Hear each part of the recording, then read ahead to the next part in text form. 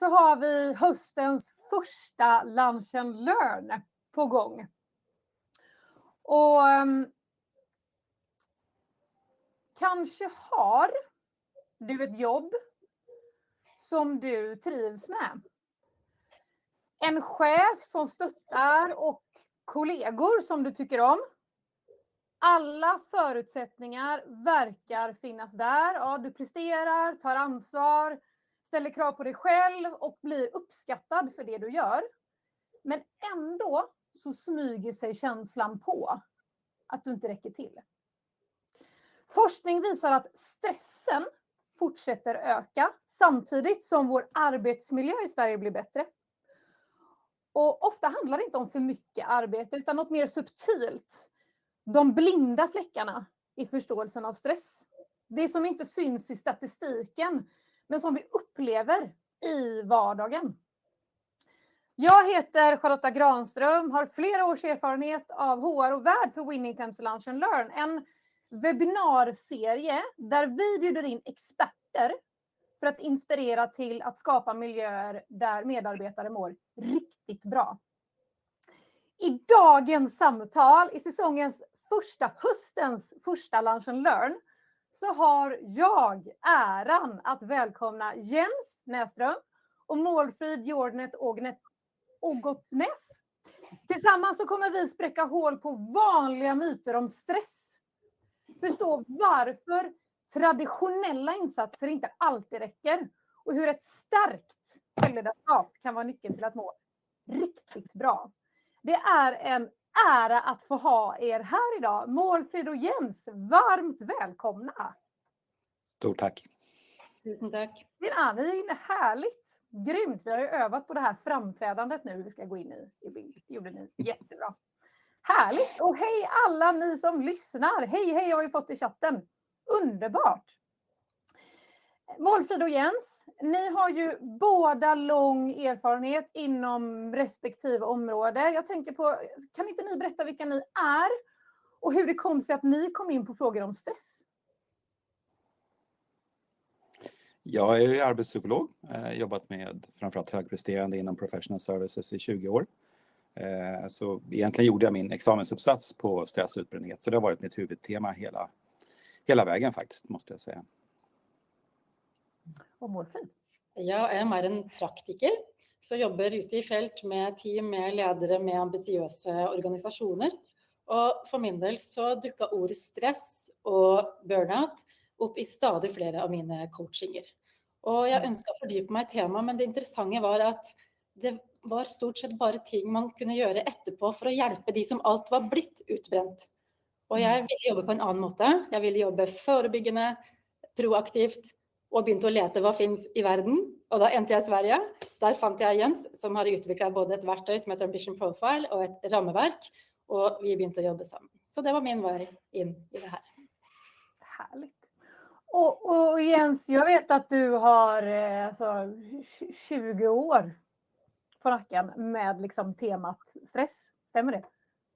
Jo, men absolut. Och jag är en sådär lite nyfiken figur, så att jag har gjort mycket studier på egen hand och vänt och vridit och försökt att förstå.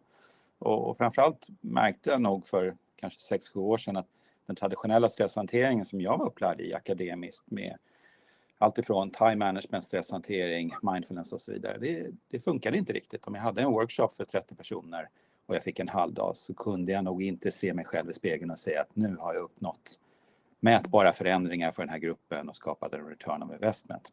För stress handlar ju om mycket djupare beteenden och livsmönster som vi inte kan så att säga, prata och fixa till på ett par timmar. Det är en mycket svårare problematik. Så det var en liten kris där ett tag där jag tänkte det kanske inte går att göra någonting åt stressen. Den kanske är som den är.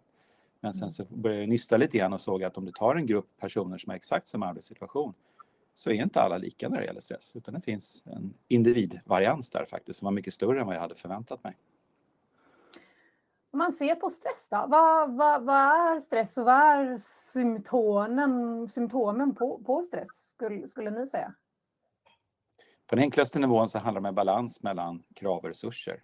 Vad är det för krav som ställs på mig och vad har jag för resurser att möta dem? Och när kraven överstiger det så uppstår en belastning. Och det kan vara en fysisk belastning om det är fysisk stress eller så kan det vara en känslomässig om man jobbar med utsatta människor och det kan vara psykologiskt. Och det här är liksom den traditionella förståelsen. Det som jag tycker att man har missat är att vi också ställer inre krav på oss själva. Och att en och samma arbetsuppgift kan tolkas väldigt olika av två olika personer. Så man har samma situationer, samma arbetsuppgifter men olika stressnivåer kopplat till exakt samma krav. Så det är en ekvation mellan de yttre faktorerna och hur vi förhåller oss till kraven är väldigt, väldigt avgörande. Och det har man missat lite grann i den traditionella nordiska förståelsen av stress. Hur ser den traditionella förståelsen av stress ut då, idag, skulle du säga? Ja, men det är mycket det här att jobba med arbetsmiljö. Och eftersom vi ser mycket mer stress och sjukskrivningar hos kvinnor än hos män så läggs det också ganska stort fokus på jämställdhet om man tittar på hur Försäkringskassan och Arbetsmiljöverket rekommenderar. Men samtidigt är ju det lite klurigt. Alltså, vi är ju inte jämställda, men vi hör ju till de mest jämställda länderna i världen. Så att den här skenande stressökningen som vi ser och som är kopplad till framförallt kvinnors utsatthet, det måste handla om någonting mer än bara bristande jämställdhet som vi självklart ska fortsätta att arbeta med. Så det är någonting där som vi missar, även om jag förstår logiken i det hela. Men vi har ju traditionellt i Norden lagt ett väldigt stort ansvar på arbetsgivaren. Och om man ser en traditionell insats då, vi har stressade medarbetare, vad gör bolag idag, ser ni? Liksom, vad ser ni för mönster? Vad tar man för insatser idag mot en stressad arbetsmiljö eller stressad arbetsplats? Ja, det handlar mycket om kartläggning förstås.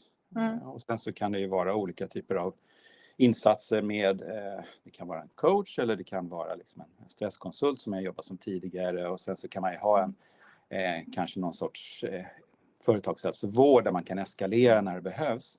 Men då kommer man in för sent. När man idag pratar om förebyggande så tycker inte jag att det är riktigt förebyggande, för man försöker fånga personer som har tidiga symptom på stress, ökade sjukskrivningar, att man liksom inte riktigt fungerar och hänger med.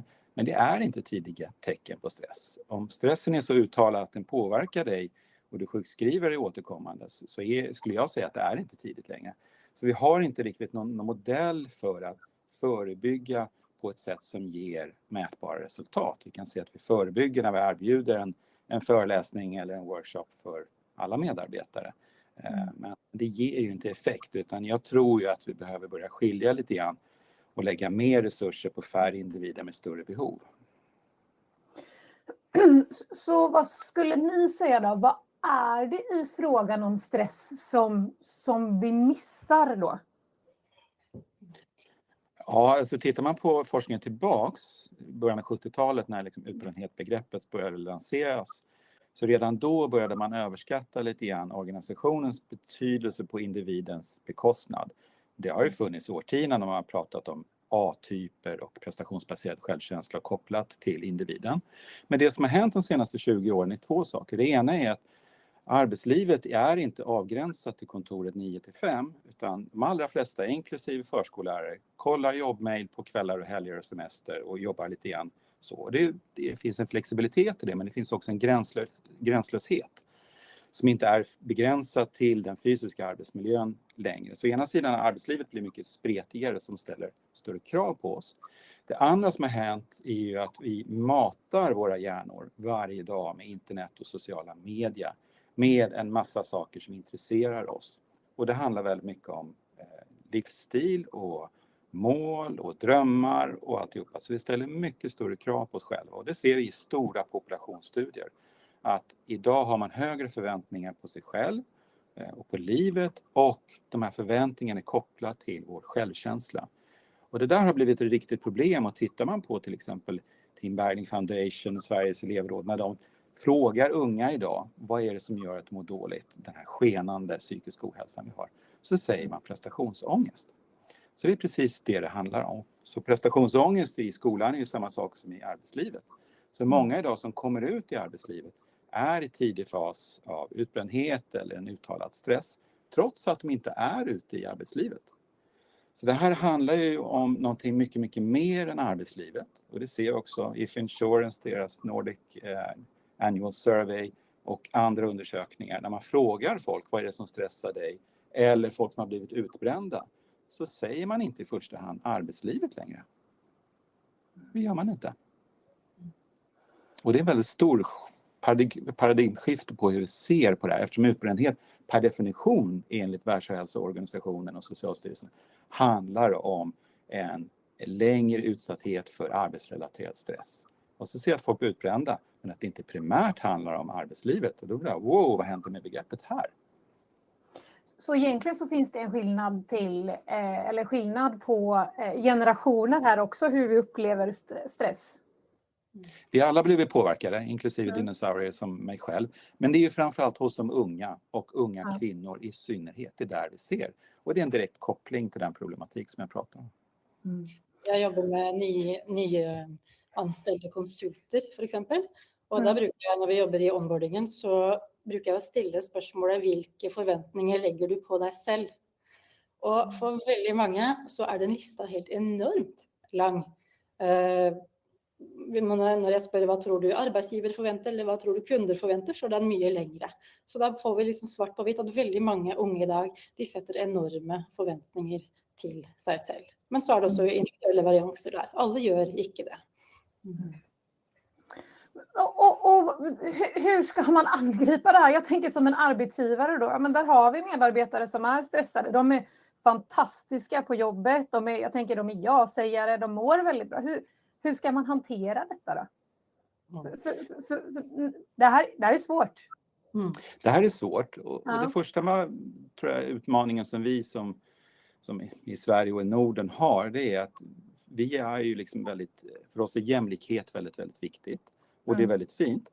Men det är inte samma sak som att vi inte är olika. Vi har olika förutsättningar, vi har olika förhållningssätt till stress. Så det är återigen den här att det finns en mycket större skillnad mellan olika individer i förhållande till stress, trots att de befinner sig i samma situation. Och då blir man lite nyfiken på vilka är det då som blir mest stressade? Och svaret är egentligen mycket mer uppenbart än vad jag själv trodde. Jag känner mig lite dum när att det tog så många år. De som blir mest stressade är de som är duktigast. De som är mest ambitiösa, som inte säger nej, inte bara på jobbet utan blir klassföräldrar och ordförande i samfälligheten och en massa olika saker som har högre krav på sig själva. Några av de duktigaste medarbetarna man har, som inte säger nej, som trippelkollar allting och som alltid har väldigt högt ställda krav i leveransen på allting. Allting måste bli väldigt, väldigt bra. Det är precis de. Så jag tror att vi måste komma ifrån den här kollektivistiska synen på stress. Vi ska fortsätta med arbetet i arbetsmiljö. Vi ska fortsätta med jämställdhetsarbete. Men det kommer inte att bryta den stressepidemin vi ser. Vi ser en ökning med 600% på stressrelaterade sjukskrivningar sedan 2012. Det är helt galet och det bara fortsätter.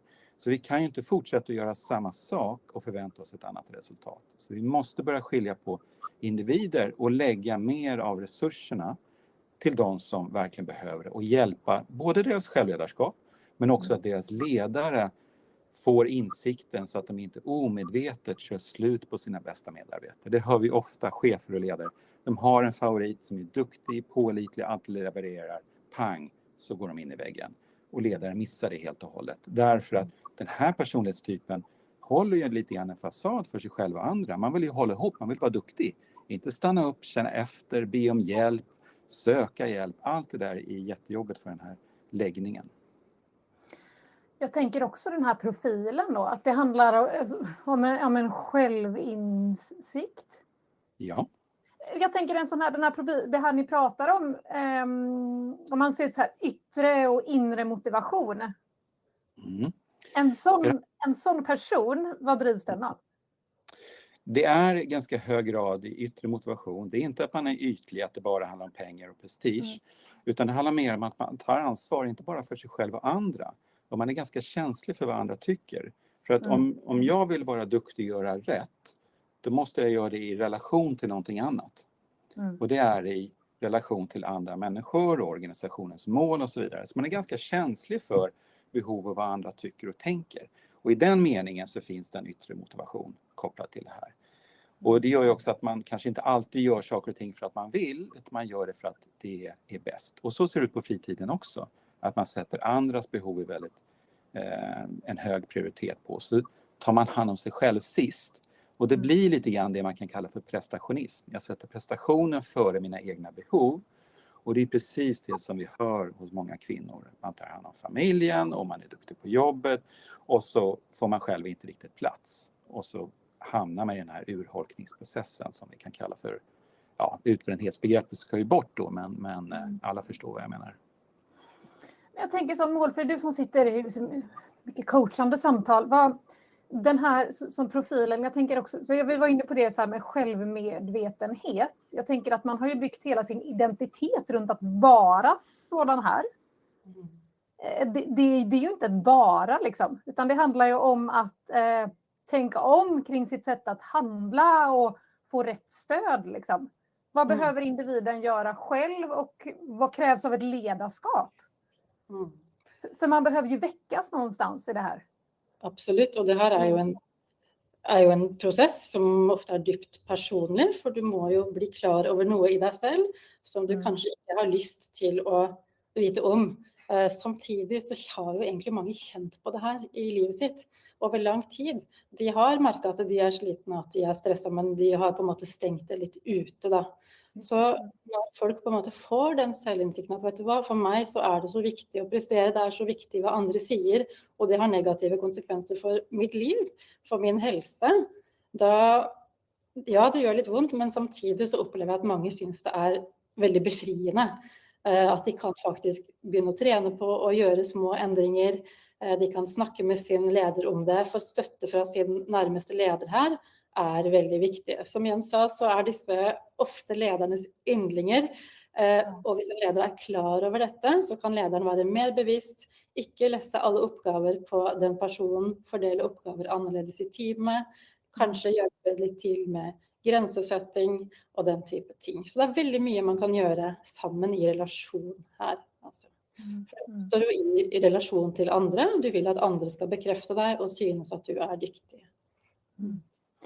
Och som ledare då, vi säger att jag är ledare här och jag har en person eller flera som faktiskt just nu, jag ser att den här profilen börjar bli lite trött. Det är något som, det mår inte helt bra. Vad kan jag göra nu som ledare eller HR eller organisation? Det här är en väldigt stor fråga inser jag. Men vad kan man göra? Absolut. Det första man ska göra tycker jag egentligen, det är att själv faktiskt ta reda på, har jag den här läggningen? För många ledare har den. De är jätteduktiga att ta ansvar. Många inom HR, många HR-chefer har också den. Så det är det som är också väldigt, väldigt spännande. Så och hur når man då fram till folk? Och där har jag tagit fram det här testet som ska fungera som en spegel. Hur ser det ut med den här utmaningen? För alla är inte medvetna om det här alls överhuvudtaget. Och för en del så är det inte just den utmaningen man har utan andra utmaningar. Så att ledaren själv får veta på hur leder jag? För det här påverkar också, de här drivkrafterna påverkar hur man delegerar och hur man ger feedback kopplat till det här. Men också ledaren måste veta vem du är. För att veta hur man stöttar den personen. Och personen måste själv också veta det. Så du har en medarbetare som har självledarskap och tar ansvar. En ledare som ser medarbetaren. Och att de kan mötas i det och ha ett öppet samtal och få upp det här på bordet. Då får vi ett äkta medledarskap som är ganska svårt att få till om man inte vet vem man själv är och vem den andra är. Så den kunskapen tror jag är helt avgörande.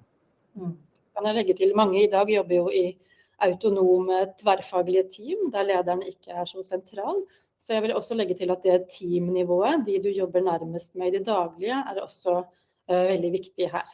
Att man blir känd med sig själv där, att man blir känd med sina kollegor där och får ett språk för dessa ting här, så att det inte sätter sig mönster som vi snackar om. Så det handlar egentligen på tre nivåer, på individnivå, att du tar ansvar för dig själv, på i teamnivå, att vi hjälper och stöttar varandra och inte minst leder medarbetare här. Det är liksom när man får till den här helhetliga tillnärmningen då, att man kan verkligen hjälpa folk med att få det bättre. Och det vi också får in här som jag tror man tappar lite grann, det är också att stressen som jag sa tidigare handlar inte bara om arbetet, utan i självledarskapet så måste jag ta större ansvar på fritiden, att inte kolla jobbmailen för ofta, att ta hand om mig själv och se till att jag får vilan och återhämtningen.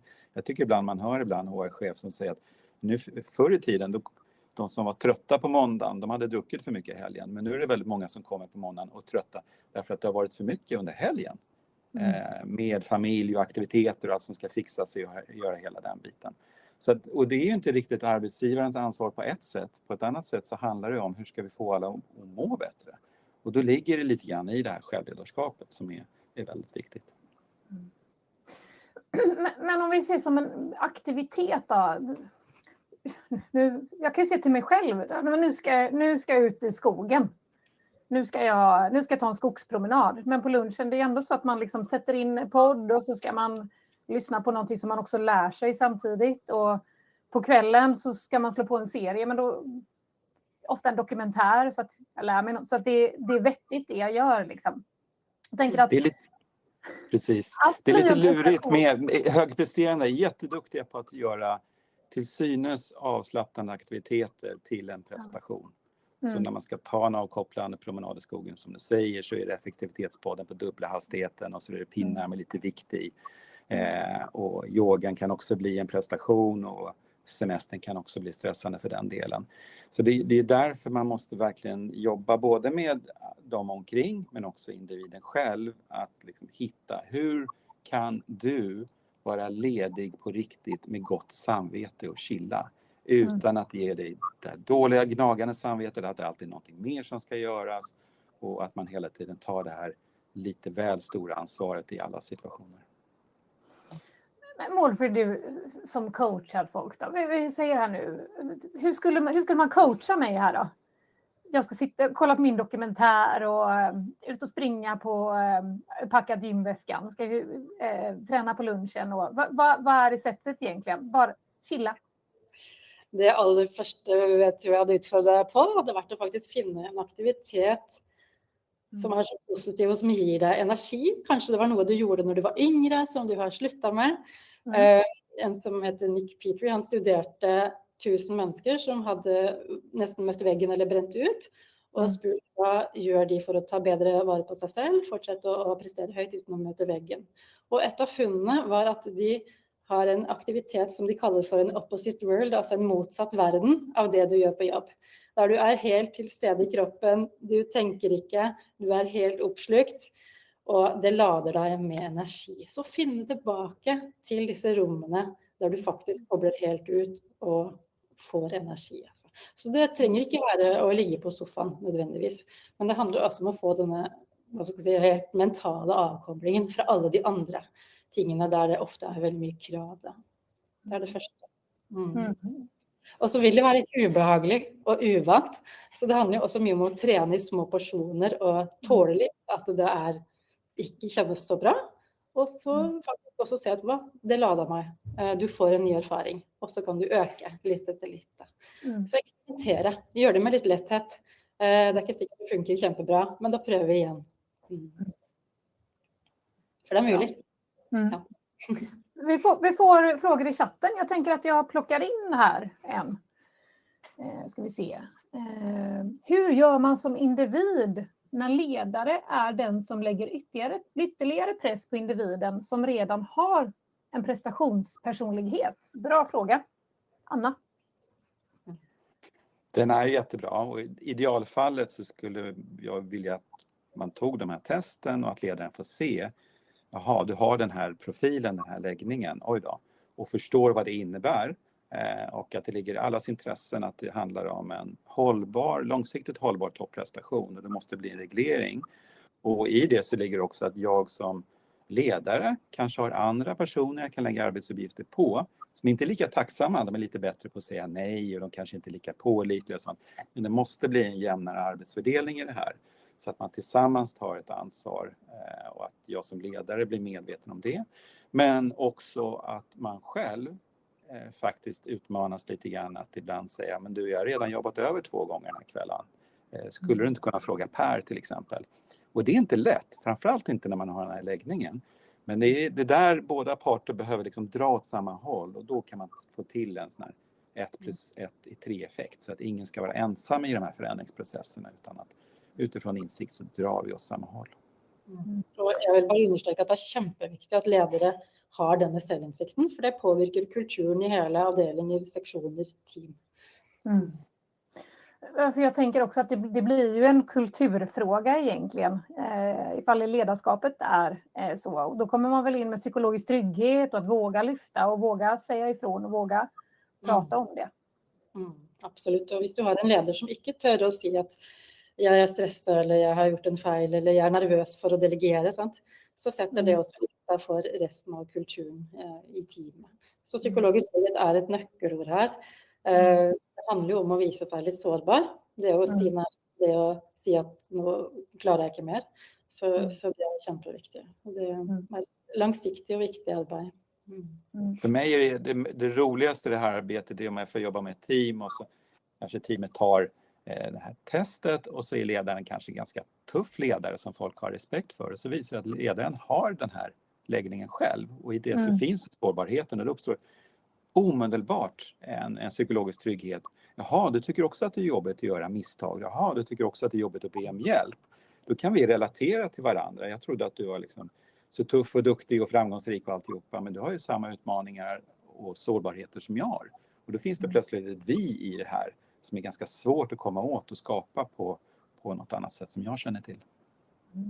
Och Jens och Mårtfrid, när ni liksom träffar bolag då, är det ingången att man gör det här testet då för att få en självinsikt om detta? Eller hur funkar det? Hur jobbar ni?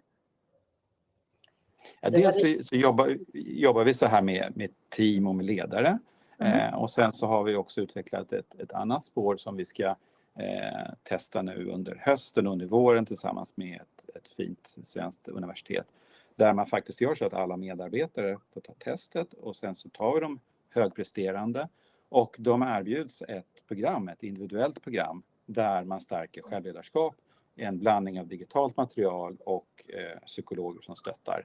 Men där man inte berättar för arbetsgivaren vem har fått vilket resultat eller vem går det här programmet utan det är helt separat från arbetsgivaren. För att på ett skalbart sätt komma åt och jobba med det här. Så å ena sidan jobba tillsammans i grupp och å andra sidan jobba väldigt individuellt. Så vi försöker hitta olika modeller för hur vi faktiskt ska kunna jobba med det här på ett effektivt sätt. Och många måter att bruka det på. Alltså ge det till nyansatta som får denna självinsikten tidigt i karriären för att på något sätt stötta det vidare. Jobba med startup som ska gå över till scale-up, så alltså på steder där det är mycket press, den typen av ting. Så många ingångar och som första trinn i en lederutvecklingsprocess. Väldigt fint att få med denna utsikten för att jobba vidare med egna styrkor och avfärd. Så många nyblivna föräldrar är också en jättebra grupp att jobba med. Man är duktig på jobbet och det funkar. Men sen när man slänger in 1 eller 2 barn i den där ekvationen och man ska vara duktig förälder och man ska få ihop den där. Där ser vi många, framförallt unga kvinnliga ledare som är väldigt, väldigt duktiga. Som har svårt att få ihop det här livspusslet. Så det är också en väldigt fin grupp att stötta med den här modellen. Kommer mycket frågor om det här. Vad testet, vad det finns tillgängligt och sådär. Jag tänker att alla de här frågorna jag tänker att vi ger ut era mailadresser så ska ni få svara på dem kring hur allting fungerar. Absolut. Vi har fått en fråga här. Jag letar och läser ska vi se. Hur stor del av det som har prestationskrav på sig själva och vill vara duktiga har med dålig självkänsla att göra? Ja, egentligen handlar det mer om, jag tror många har dålig självkänsla, men det som är tydligast tycker jag i datan det är att det är en prestationsbaserad självkänsla. Så att om man är nöjd med sig själv eller inte har att göra med den senaste prestationen man gjorde. Och det blir väldigt mycket dagsform och det betyder att då vill du ju lägga väldigt högt i prestationen och det blir liksom väldigt personligt. Inte att jag gjorde ett misstag och lära mig och göra om eller att det här är nytt och svårt och det är inget konstigt att göra misstag. Utan jag känner mig kass när jag inte riktigt överlevererar. Så det som blir väldigt hårt egentligen tycker jag det här. Det är inte att man blir glad när man lyckas utan mer vad skönt att jag inte misslyckades. Man vill undvika det negativa, inte att man har en positiv drivkraft. Och samtidigt är det här, och det är väldigt viktigt att förstå, det här är tankemönster som vi kan förändra. Det vet vi av årtionden av forskning så det är ingen sån här dödsdom eller något sånt utan det är mer, här finns någonting att jobba med och vi vet exakt hur man ska jobba med det utifrån den forskning som finns. Så för att sammanfatta, den blinda fläcken vi pratar om, det är egentligen den här personlighetstypen och att vi inte lyckas fånga dem och förstå oss på hur vi behöver angripa problemet egentligen. För mig känns det lite grann som i stressdiskussionen nu. Vi har tappat nycklarna i garaget men vi tittar under gatlyktan för det där är ljust. Det är där vi har liksom vår traditionella förståelse och det är så vi pratat om det väldigt många år. Men lösningen ligger inte riktigt i det organisatoriska på det sättet som man tänker sig. Det är lite enögt faktiskt. Och att det är lite jobbigt för oss att prata om skillnaderna mellan individer. Men det är för att hjälpa folk, ingenting annat. Och vi skapar ju inte de här skillnaderna genom att mäta, utan de finns ju redan där. Och det är väldigt tydligt i datan att det finns där.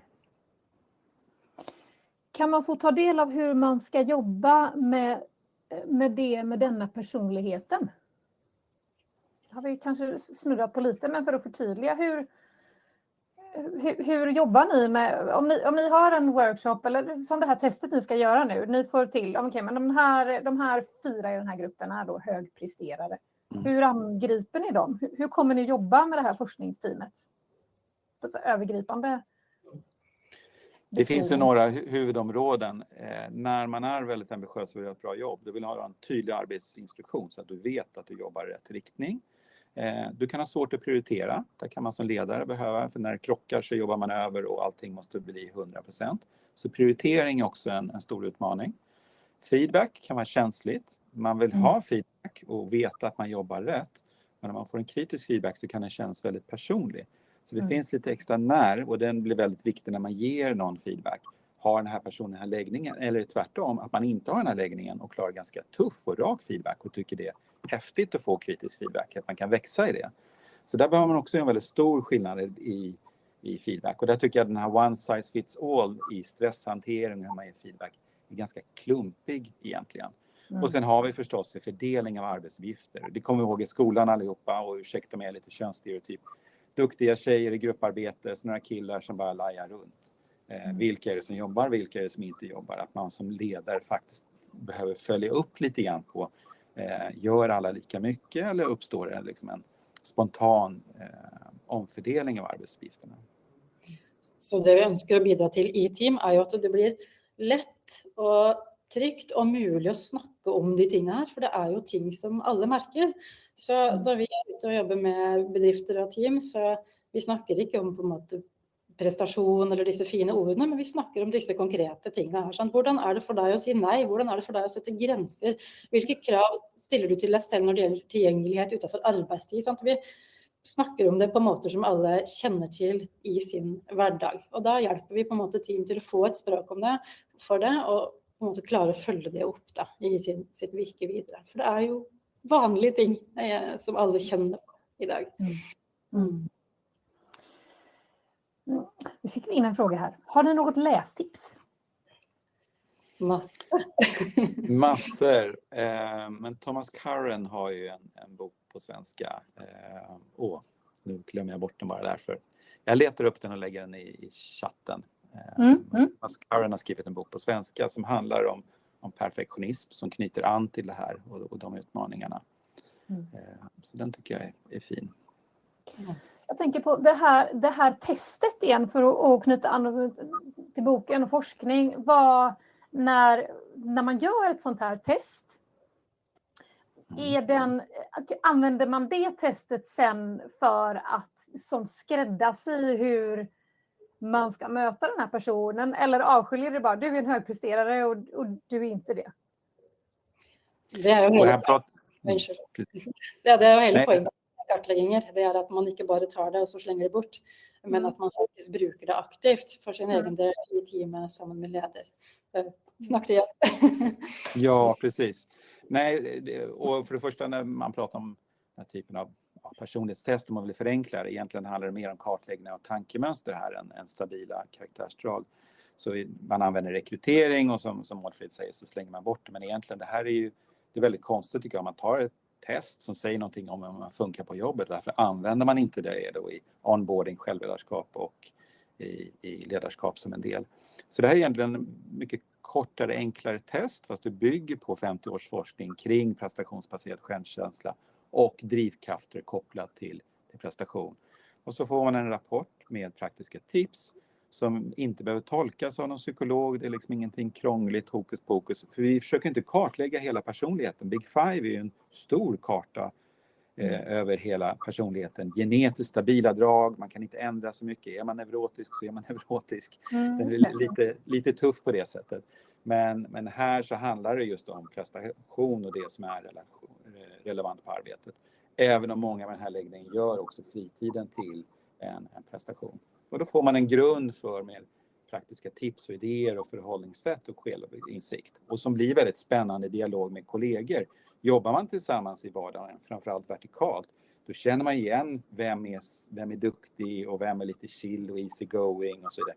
För det, ofta i arbetsgrupperna så vet man lite grann var man ligger någonstans i det här testet. Men att skapa ett väldigt enkelt, tryggt språk för de här frågorna.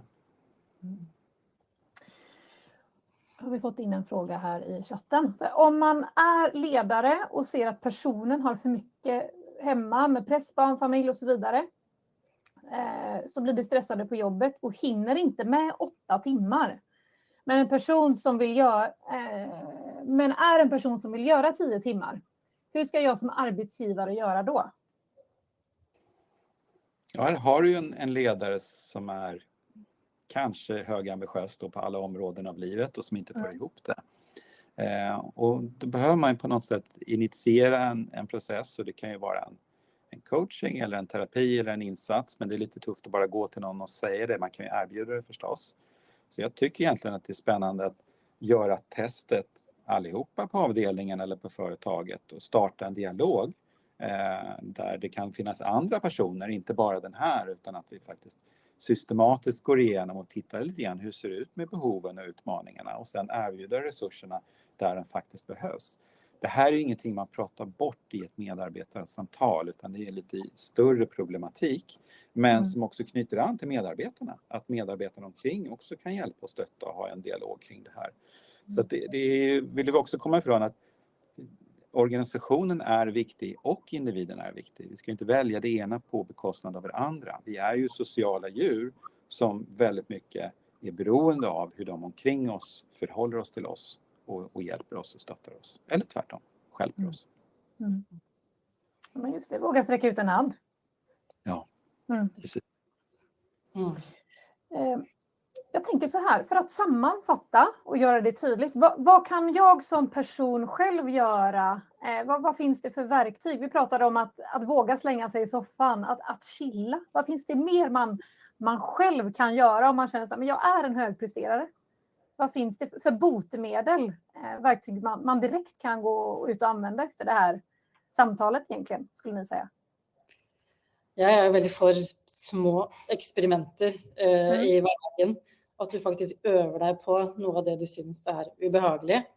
Att du bestämmer dig för, om du ska kvalitetssäkra ett dokument, så bestämmer du dig för, nu ska jag bara läsa det 3 gånger. Då är det gott nog. Jag ska inte läsa det 8 gånger. Alltså du ser på dina arbetsuppgifter, allt kan inte vara 110%. Kan jag plocka ut en som bara kan vara 90%? Att man hela tiden gör dessa mikroexperimenten där man sänker kraven lite grann och övar sig på det. Och det som du garanterat vill erfara är ju att du överlever. Det kommer till att gå bra. Sannolikt så kommer ingen till att märka att du bara jobbar 90%. Så det är många praktiska ting som det går an att ta tag i. Det handlar också om att lage sig liksom gode vaner, sant? Att när arbetsdagen är slut, att du faktiskt gör något som markerar övergången. Så att du inte hela tiden føler att du är på jobb. Det kan vara att du går en tur, att du skriver en lista till nästa dag. Alltså det är många sådana små hacks som man kan göra. Och inte minst att du också planlägger liksom den restitution som vi var inne på i stad, dessa aktiviteter som ger dig energi. Att du lägger in de är lika viktiga som andra ting i livet ditt, och att du faktiskt genomför de. Så att du hela tiden är bevisst på att jag gör något som är gott för mig själv, som inte handlar om att andra ska ge mig tillbakemeldingar på att jag är duktig. Så listan här är egentligen jättelång. Ja, men bra sammanfattat och konkret och tydligt. Jag kommer fånga några av dem där redan i eftermiddag, tänker jag. Superbra. Jag tänker, tiden börjar rinna ut. Vad ska våra lyssnare från detta samtal, vad är det viktigaste våra lyssnare ska ta med sig från detta samtal? Vi sitter med ledare, HR, människor som jobbar med människor, har ett intresse för detta. Vad är det viktigaste de ska ta med sig från det här samtalet, tycker ni?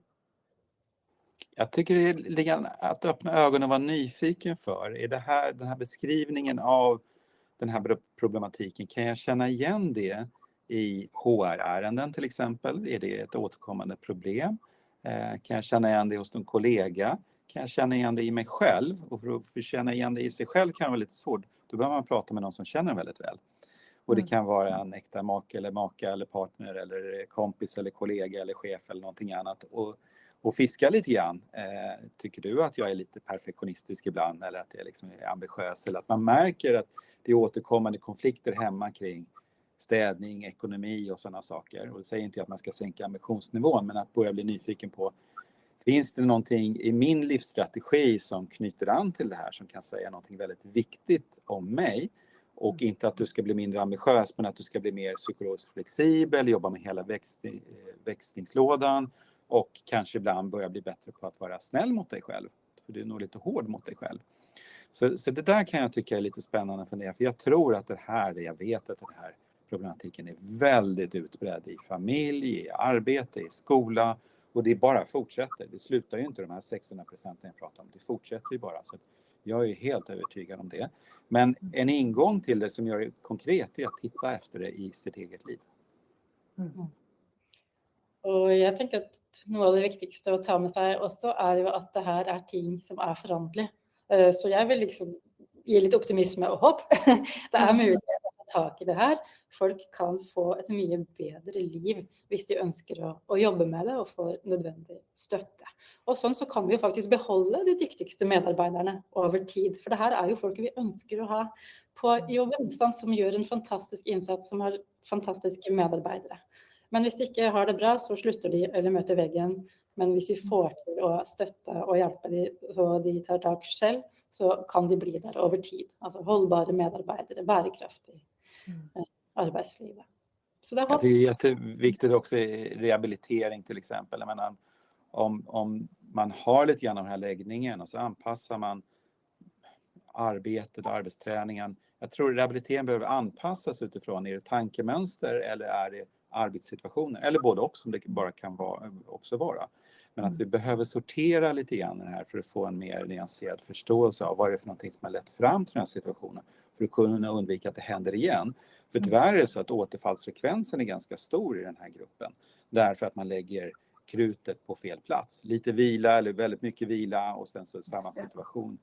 Fast det egentligen handlar om förhållningssätt också. Tack. Vilket avslut. Bra sammanfattat. Vi får in massor av frågor i chatten och för mig och jag tänker för alla andra blir det också viktigt att förstå så här, hur kan vi kontakta er? Hur når man er om man vill komma i kontakt? Där kan du gå in på ambitionprofile.com. Där ligger det kontaktinfo. Det är liksom det ena, och så certifierar vi nu folk till att certifiera sig i verktøyet. Och då är det ambitionprofileacademy.com som gäller. Så om du jobbar som intern eller extern coach och facilitator, så det är liksom dessa två vägarna. Jag vet inte om vi lägger till. Ja, det kan vi dela en e-post och så finns vi ju på LinkedIn förstås. Klockrent. Fint. Så alla frågor som kommer in, ställ dem direkt till Mårfrid och Jens här, så kommer de att svara på alla frågor, eller hur? Absolut, självklart. Jens och Mårfrid, jag kommer bjuda in er till nästa Lunch and Learn där vi träffar Annika R. Malmberg. Vi ska prata kommunikation och dela med oss av avgörande verktyg som du kan stoppa direkt i din verktygslåda när det handlar om att komma fram, att prata. Detta vill ni inte missa. Och känner du nu i eftermiddag när du stänger ner din dator att vi har inget verktyg för att kunna skapa en miljö där våra medarbetare mår riktigt bra, hör av dig till oss på Winning Temp så hjälper vi er. Jag vill tacka alla som har lyssnat in idag. Vad härlig energi i chatten. Jens och Mårfrid, tusen tack. Så önskar er alla en underbar eftermiddag. Ha det gott!